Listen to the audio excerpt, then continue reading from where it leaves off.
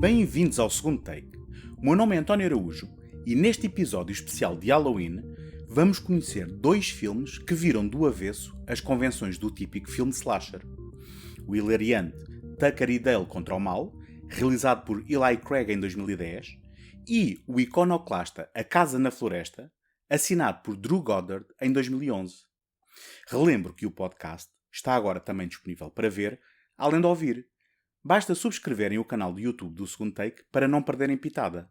Cada vez mais o Halloween tem ganhado popularidade, extravasando as fronteiras dos Estados Unidos da América através de filmes e séries televisivas, e contaminando todo o capitalista mundo ocidental. Indiferentes à comercialização desenfreada da estética definida pelos filmes de terror, os fãs do género esfregaram as mãos de contentamento e não só confirmaram presença anual no último dia de outubro, como tomaram de assalto a totalidade do mês. Outubro tornou-se assim, em todos os seus 31 dias de duração, o mês oficial do cinema de terror, com o Halloween a posicionar-se como a incontornável celebração de encerramento das festividades. Pessoalmente, acho que o cinema de terror deveria ser constantemente celebrado, preferencialmente durante os 12 meses do ano e não só em outubro. E, por certo, não serei eu a estragar a festa de ninguém. Porém, com tanto excesso de terror nesta época, por que não olhar para filmes que, respeitando o género, questionam de forma humorística as suas convenções e, é preciso dizê-lo, tecem comentários sarcásticos aos seus lugares comuns, especificamente no que diz respeito ao slasher, o subgénero popularizado nos anos 80 do século passado, que simplesmente se recusa a morrer. Querem provas disso mesmo? Só este ano, Ty West ofereceu-nos X e Pearl. As sagas Halloween, Gritos e Massacre no Texas tiveram novos capítulos. E Bodies, Bodies, Bodies quase poderia fazer parte deste lote desconstrutivista em discussão. Tucker e Dale contra o Mal é um filme hilariante que brinca não só com as convenções das obras do género, como com as nossas próprias expectativas e preconceitos enquanto espectadores de cinema de terror. Assenta nas representações estereotipadas e por vezes simplesmente intolerantes dos habitantes de certas zonas do interior dos Estados Unidos da América, consolidadas por títulos icónicos como Massacre no Texas ou Fim de Semana Alucinante, por exemplo. Os chamados campónios, ou, na língua original, hillbillies, rednecks e outros termos afins. Normalmente representados como assassinos perturbados mentalmente, muito provavelmente por práticas de endogamia, ou seja, relações entre elementos da mesma família. Oh, jeez. Whoa, Jesus. Did you see the way those guys looked at us? Who wants to go skinny dipping?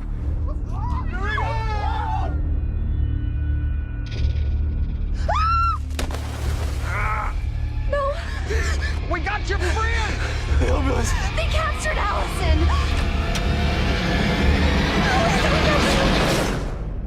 Oh, it's some pancakes.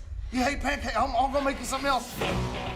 Acontece que Tucker e Dale, os atores Alan Tudyk e Tyler Labine, são dois pacatos amigos que apenas querem chegar à cabana de férias que Tucker comprou para relaxarem e pescarem.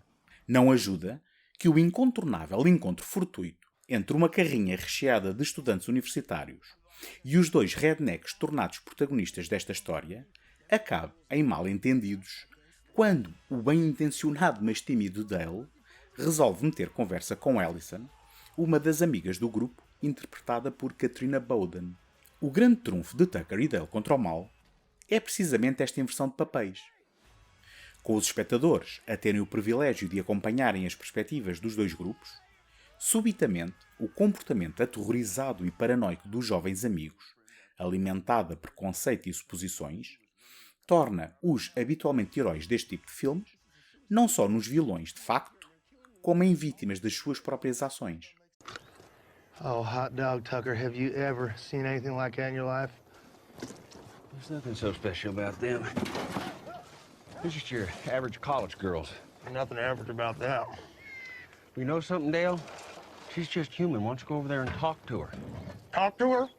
What in the world would I say? I don't know. Tell her that you got a vacation home. That'll probably impress her. Are you out of your mind, Tucker?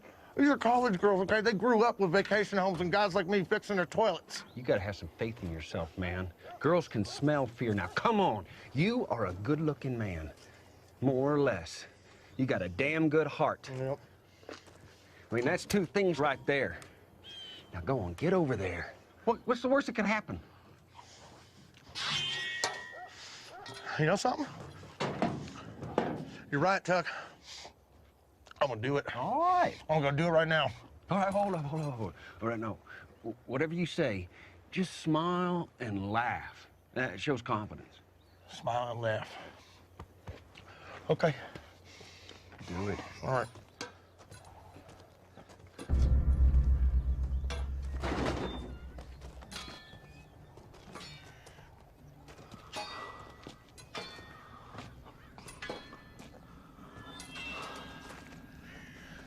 You guys, going camping?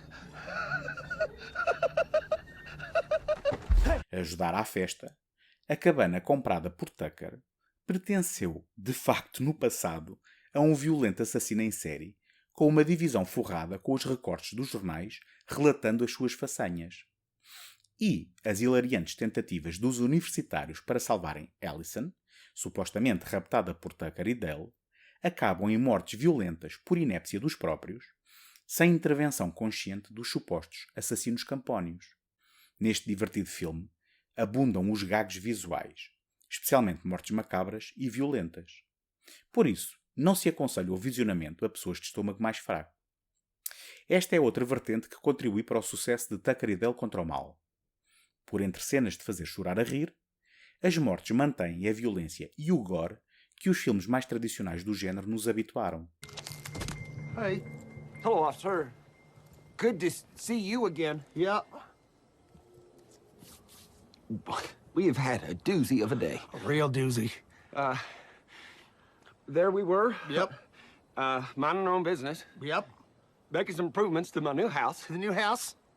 When all of a sudden, out of nowhere, these kids started killing themselves all over my property. Yeah, this one right here, he dove head first right into the wood chipper. In the woody right back there. There's another one up over there who shoved a spear through his gullet. Straight through.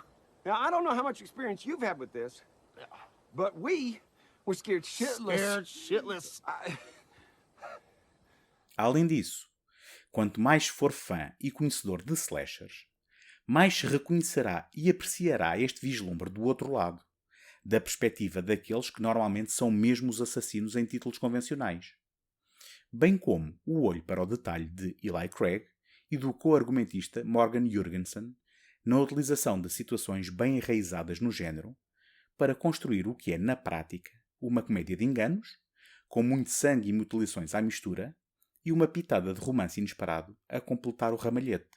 Se não conhecem ou nunca viram este filme de baixo orçamento, estreado no Festival de Sundance em 2010, que acabaria por ter uma discreta carreira comercial, e, se têm sentido de humor, façam um favor a vocês mesmos.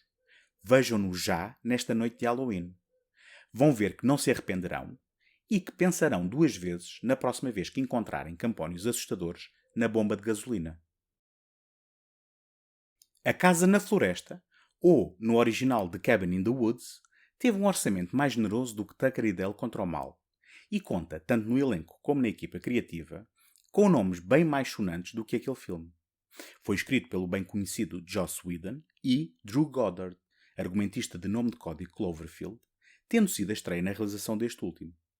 Apesar de pronto a estrear em 2010, ficou na gaveta por dificuldades financeiras da MGM, e foi a Lionsgate que acabou por finalmente estrear o filme em 2011 e distribuí-lo no ano seguinte.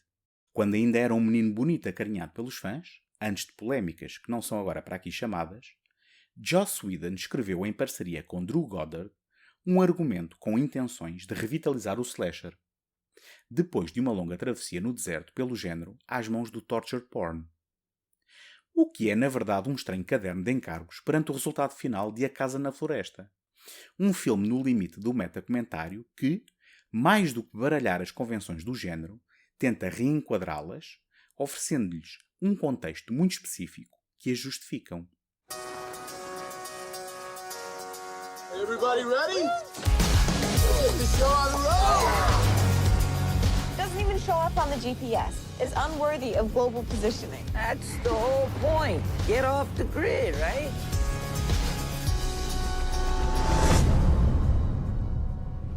Hello?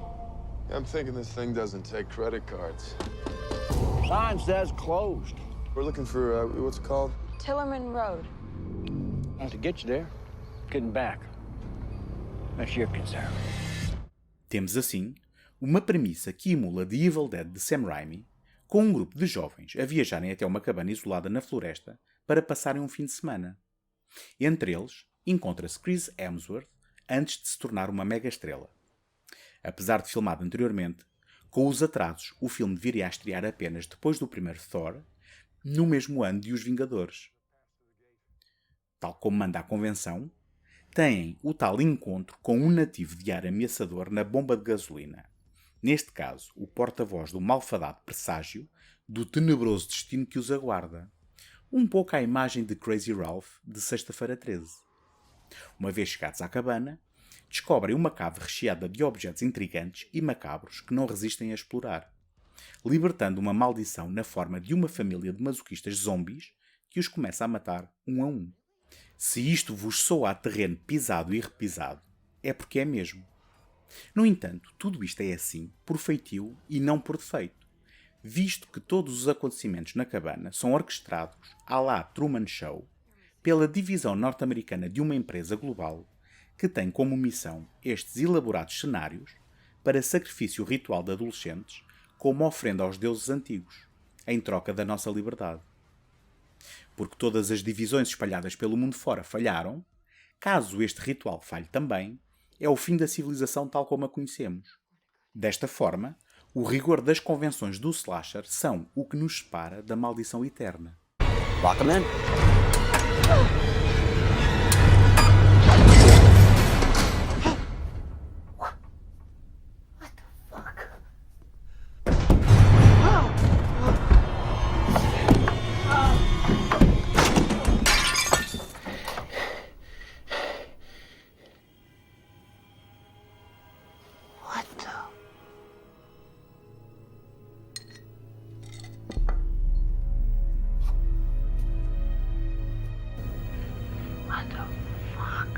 Uh-oh.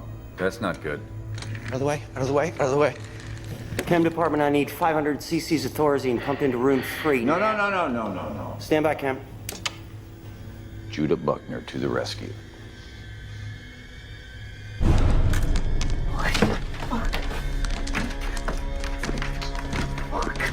What the fuck? Oh my God. I'm on a reality TV show. My parents are gonna think I'm such a burnout. Também há humor em A Casa na Floresta. No entanto, é muito mais cínico e sarcástico do que em Tucker e Dale contra o Mal.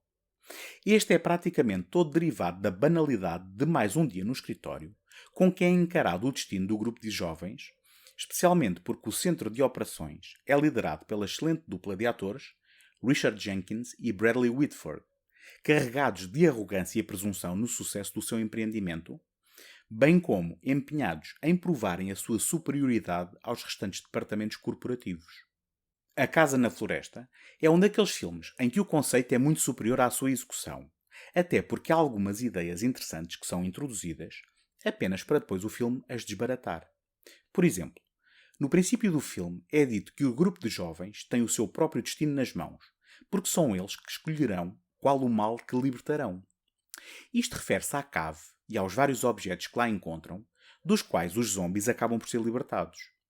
No entanto, as suas ações, comportamentos, personalidades e até liberdades são manipuladas a todos os instantes através de, por exemplo, portas trancadas ou da introdução de elementos químicos no ar, por forma a cumprir-se o ritual.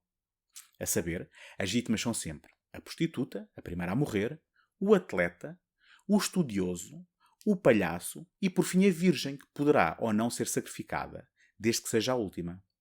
Ou seja, a boa ideia de que seriam os jovens a determinarem o seu destino pelas suas próprias mãos é cortada pela raiz por esta intervenção dos técnicos omniscientes. The hair dye Dumb blonde, very artistic. Works its way into the blood, through the scalp. Very gradual. Kim Department keeps their end up. I'll see it when I believe it. Control? Yeah, go ahead. I have the Harbinger on line 2.